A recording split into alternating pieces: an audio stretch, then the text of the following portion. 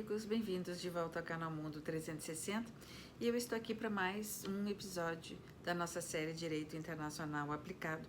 E hoje eu quero voltar a um tema que eu tenho tratado ainda aqui superficialmente, mas eu quero dedicar um pouco mais de tempo hoje, até porque não são poucos os amigos que me pediram para aprofundar o artigo 9º da Lei de Introdução às Normas do Direito Brasileiro. Eu já passei por esse artigo em alguns vídeos anteriores, dei um pouco mais de atenção a ele no vídeo passado, no último, no qual eu tratei dos elementos de conexão, mas hoje eu vou dar um pouco mais de atenção ao artigo 9º.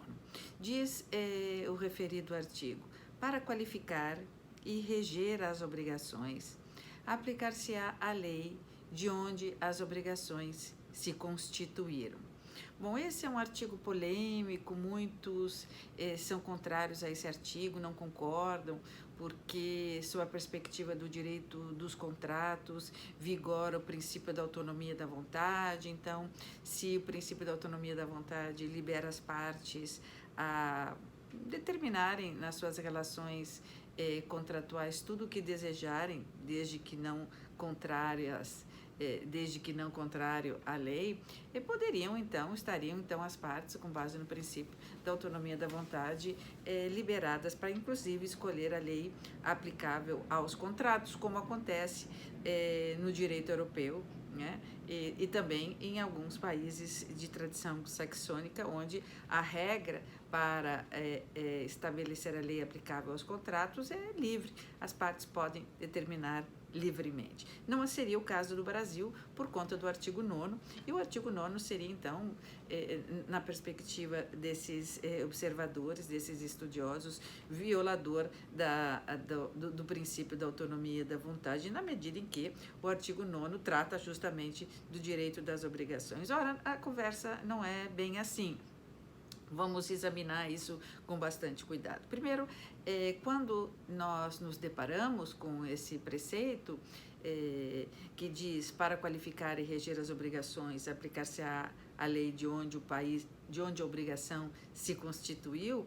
Ora, primeiro, o artigo 9º se refere a todo o direito obrigacional, né? As obrigações de fazer, não fazer, dar, etc. Todo o livro das obrigações do Código Civil brasileiro. Então, dentro das obrigações existe um compartimento que são os contratos, os negócios jurídicos. Mas o artigo 9º, caput, ele é muito mais amplo do que simplesmente o direito contratual. Ele atinge todas as obrigações. Ademais, a lógica que está por trás do artigo 9º, ou seja, que sustenta o artigo 9º, quando assim expresso pelo legislador, e já estava esse artigo 9º na lei de introdução até mesmo antes de Clovis Bevilacqua, quando Clovis Bevilacqua elaborou a primeira lei de introdução. Esse princípio já estava consagrado no Brasil, de aplicar-se a lei de onde a obrigação se constituiu. Portanto, o que está na lei de introdução, hoje no artigo 9º, nada mais é do que a tradição brasileira nesse sentido.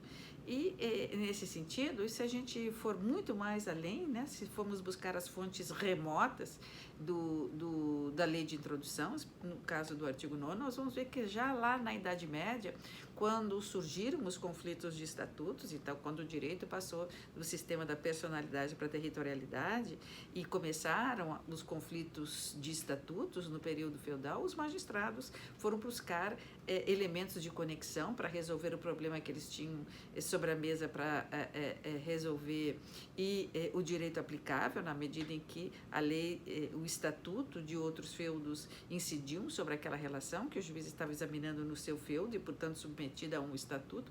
Lá eles começaram, então, a se dar conta da importância de resolver os conflitos de estatutos e foram criando princípios que hoje nós chamamos de elementos de conexão. Esses princípios, já naquela época, para as obrigações, eram o locus regit actum, para os atos jurídicos em geral, né? A lei do lugar onde o ato foi celebrado determina ali as condições de existência, validade e eficácia, e essa perspectiva entrou depois para os contratos, locus regit contractu, para as hipóteses de celebração de um contrato. Então, o lugar onde o contrato foi celebrado, independentemente dos estatutos das partes ou da sede das empresas, era aquele direito que deveria ser utilizado pelo juiz para resolver as controvérsias. Bom, então isso já tem uma tradição, portanto não apareceu no Código Civil Brasileiro, ou seja, no vestíbulo do Código Civil Brasileiro de Bevilacqua e hoje na Lei de Introdução às Normas do Direito Brasileiro, por acaso. Isso tem aí uma lógica, tem princípios, como eu chamo, e fundamentos. Mas vamos voltar à realidade de hoje,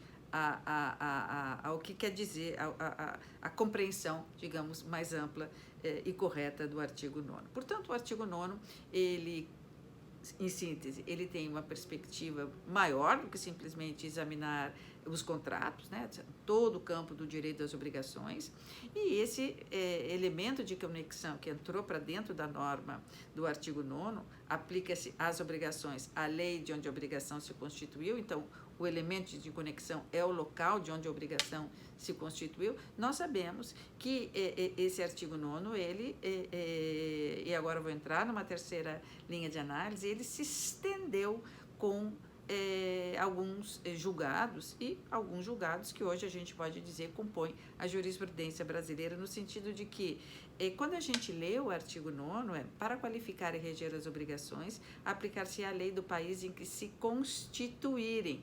Mas se o país de constituição da obrigação é diferente do país da execução e houver mais irradiação de efeitos jurídicos e econômicos dessa relação obrigacional que está sendo examinado no lugar da execução, no país da execução, aplica-se a lei do país da execução. Por isso eu costumo dizer para os meus estudantes na sala de aula que anotem, né, na sua lei de introdução no artigo 9º, assim, está escrito lá, para qualificar e reger as obrigações, aplicar-se a lei de onde a obrigação se constituiu, vírgula, acrescente, ou onde deva ser executada, né?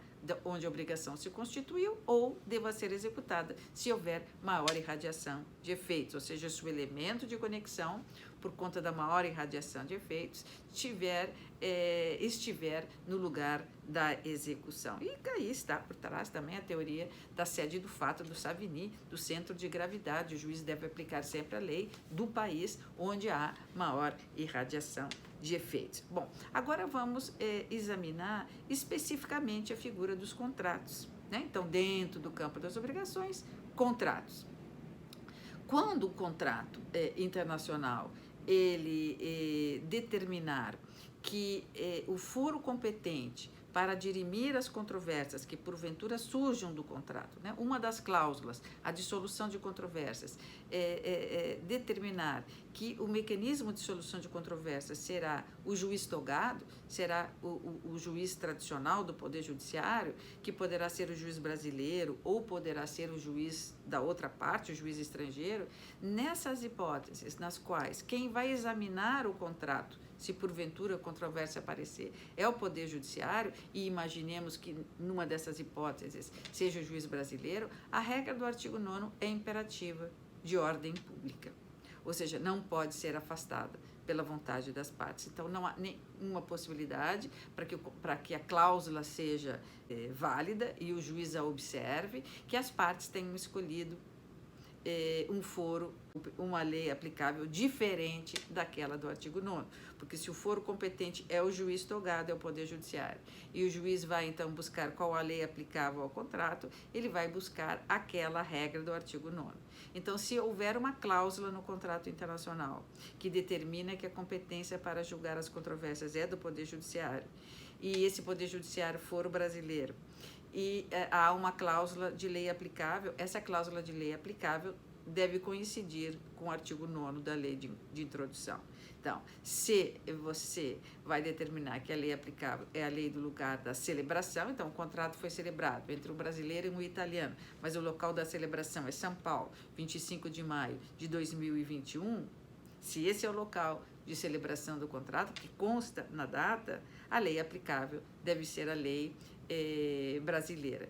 Se você, em algum momento, quer, ao redigir esse contrato, que o direito aplicável seja o italiano, onde a obrigação deve ser executada, onde a mercadoria deve ser entregue, sem vícios, na data certa, nas condições certas, etc. Então, você pode, no preâmbulo, deixar claro que aquele contrato, embora esteja sendo celebrado em São Paulo, Brasil, ele, na verdade, destina-se à execução, conforme o combinado pelas partes, em Milão, na Itália, e lá é o lugar da execução e, portanto, o local da maior irradiação de efeitos. Então, você estaria facilitando o trabalho do juiz, demonstrando que a conexão saiu do lugar da Constituição para o local da execução. Senão, vai prevalecer a regra do artigo 9º e qualquer coisa escrita diferente no contrato, o juiz poderá anular aquela cláusula. Né? Não o contrato como todo ou naquela cláusula. Mas você diz, bom, mas e se for um juiz alemão que vai examinar? E na Alemanha, nós sabemos, prevalece o princípio da autonomia da vontade.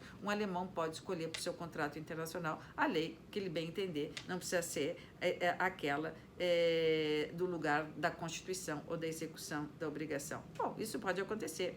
E o juiz, então, alemão não vai considerar, vai considerar o que está escrito no contrato, que as partes escolheram, e se as partes não escolheram, ele vai lá procurar uma lei e poderá ser qualquer uma, inclusive a lei da execução ou da constituição da obrigação. Mas pense bem, se por alguma razão o brasileiro for o perdedor e o alemão não conseguir ver a obrigação cumprida de boa-fé, conforme determinou a sentença alemã. Esse empresário terá que executar essa sentença alemã no Superior Tribunal de Justiça brasileiro e pedir o Z4. Nessa hipótese, se o juiz alemão examinou esse contrato onde há uma parte, né, onde, digamos, o devedor, né, o que perdeu, é brasileiro, e o fez diferente do disposto no artigo 9º, muito provavelmente o brasileiro vai impugnar esse pedido de reconhecimento da sentença alemã e, por via de consequência, impedir a sua execução por violação da ordem pública, né? Ou seja, o artigo 9º é imperativo, inafastável pela vontade das partes. Então, tem que tomar muito cuidado quando você está diante de um contrato, celebrando um contrato internacional, e você opta pelo procedimento de solução de controvérsias, Poder Judiciário Juiz togado brasileiro ou estrangeiro, de combinar certo com a lei aplicável, consoante o disposto no artigo 9º, que é imperativo, e com a data, né? A data e o local onde o contrato foi celebrado. Esse raciocínio não prevalece para a arbitragem. Se o sistema de solução de controvérsias ou o método de solução de controvérsias escolhido pelas partes for arbitragem, então, no caso brasileiro, prevalece a lei de arbitragem, que é muito mais flexível, observa o princípio da autonomia da vontade e diz que as partes, nos seus contratos, podem escolher a lei que elas melhor entenderem aplicável àquele contrato, inclusive recorrendo ao direito do comércio internacional e outros princípios internacionais específicos no comércio de que se trata. Então, escolhendo a arbitragem, afasta-se a regra do artigo 9º da lei de introdução. Então, tendo a arbitragem lugar no Brasil ou tendo a arbitragem lugar na Alemanha e os árbitros decidirem com outro direito que não aquele do lugar da execução ou da constituição da obrigação, está certo e poderá, com grande chance, ser executada, se for o caso no Brasil, de boa fé, evidentemente, se isso acontecer, ou se precisar executar essa sentença arbitral. Não há aí nenhum impedimento com relação à violação da ordem pública na perspectiva da lei aplicável. Bom, fiz uma análise do artigo 9º, mas ele ainda merece muito mais atenção e eu vou voltar a ele para aprofundar mais o tema dos contratos internacionais, sobretudo fazendo um casamento entre o direito internacional privado e o direito do comércio internacional. Portanto, fiquem comigo, mandem suas sugestões e comentários.